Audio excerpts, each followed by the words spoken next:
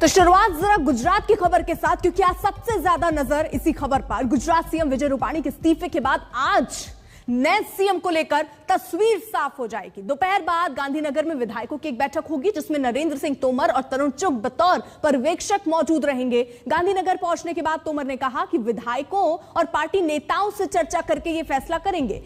5 दावेदार सीएम की रेस में हैं। इनमें नितिन पटेल और मनसुख मांडविया भी शामिल हैं। ये 2 प्रमुख नाम जिन पर निगाहें बनी हुई हैं। इसी के साथ साथ चर्चा कई नामों पर हो रही है, लेकिन कई बार ऐसा देखा गया, जहां भी अभी मुख्यमंत्री बदले गए वहां पर ऐसा दिखा कि जो नाम चर्चा में चल रहे हैं उससे अलग ही कुछ होता है। तो क्या इस बार भी कुछ ऐसा होगा? ये तस्वीरें हम आपको दिखा रहे हैं। 5 दावेदार सीएम की रेस में। ये तस्वीर जरा देखिए। सबसे पहला नाम नितिन पटेल का, मनसुख मांडविया, इसके बाद गोवर्धन सीआर पाटिल। हालांकि सीआर पाटिल ने जरूर ये कहा कि वो इस रेस में नहीं है, लेकिन अभी भी संभावना उनके नाम पर बनी हुई है, क्योंकि प्रधानमंत्री नरेंद्र मोदी के बेहद करीबी वो माने जाते हैं। वहीं प्रफुल्ल खोड़ा पटेल, ये भी नाम, यानी ये ऐसे नाम हैं जिनको सबसे प्रबल माना जा रहा है, दावेदार माना जा रहा है मुख्यमंत्री की रेस में।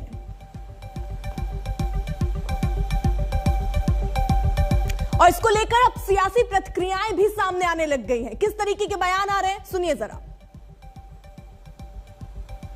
गत 5 वर्षों में मुझे भी योगदान करने का जो अवसर मिला, उसके लिए मैं माननीय प्रधानमंत्री जी के बहुत आभारी हूं, आभार प्रकट करता हूं। मेरा मानना है कि अब गुजरात की विकास की यह यात्रा प्रधानमंत्री जी के नेतृत्व में एक नए उत्साह, नई ऊर्जा के साथ नए नेतृत्व में आगे बढ़नी चाहिए।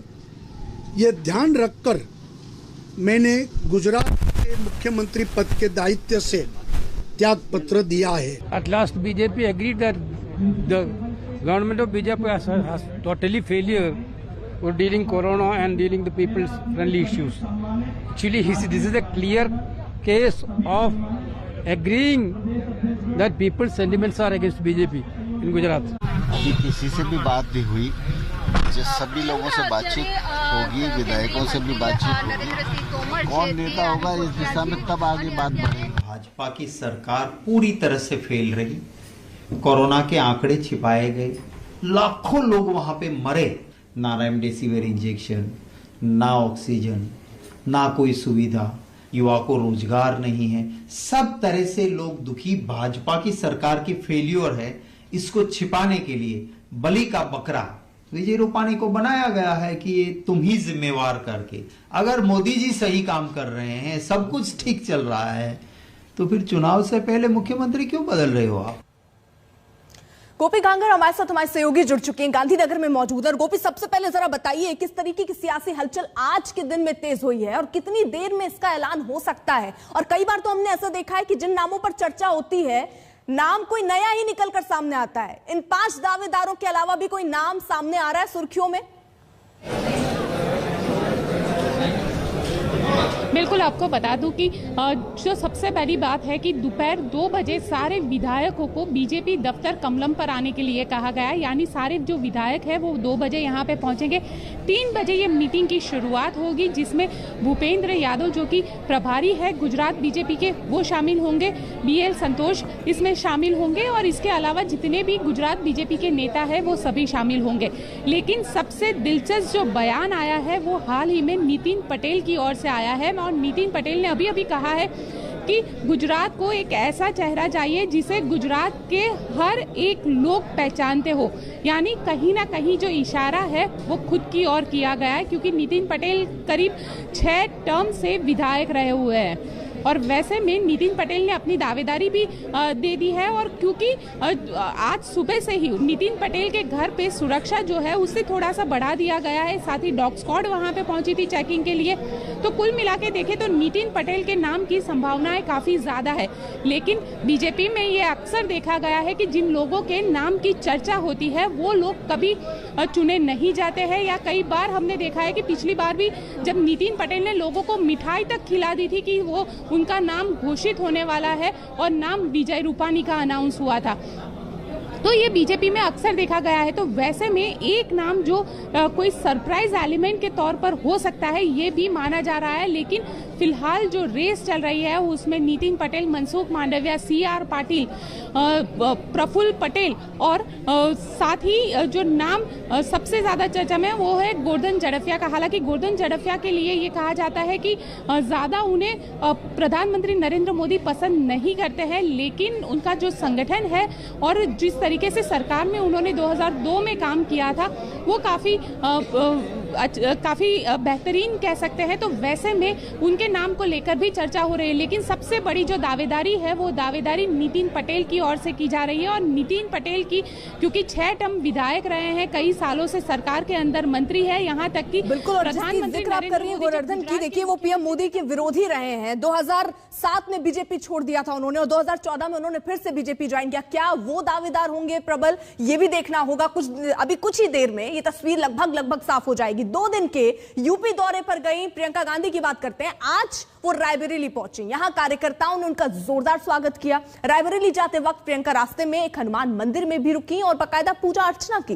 प्रियंका गांधी ने मीटिंग में जोर देकर कहा कि पुराने कांग्रेस नेताओं कार्यकर्ताओं को पार्टी में वापस लाया जाए, जरूरत पड़ी तो ऐसे पुराने नेताओं के घर वो खुद जाएंगी। प्रियंका ने सवाल किया कि किस वजह से ये नेता पार्टी छोड़कर गए। मंदिर दर्शन करने आई थी और अजय कुमार लल्लू भी यहाँ मौजूद हैं। 2 दिन इनकी मीटिंग्स। यहाँ से प्रियंका गांधी वाड्रा रवाना।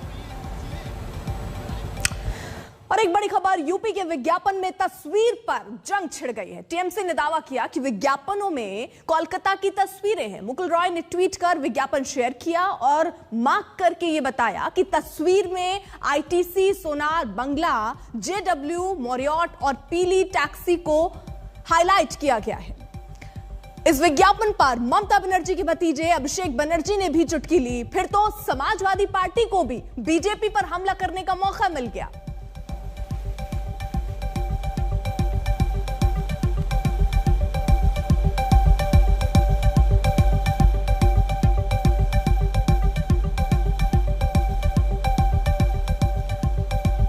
तो ये तस्वीर जिसको लेकर अब सियासी घमासान खासतौर पर उत्तर प्रदेश में बढ़ता हुआ, क्योंकि समाजवादी पार्टी को बैठे बैठा एक मुद्दा मिल गया। बाकायदा इसको हाईलाइट करते हुए कई सवाल टीएमसी की तरफ से उठाए गए।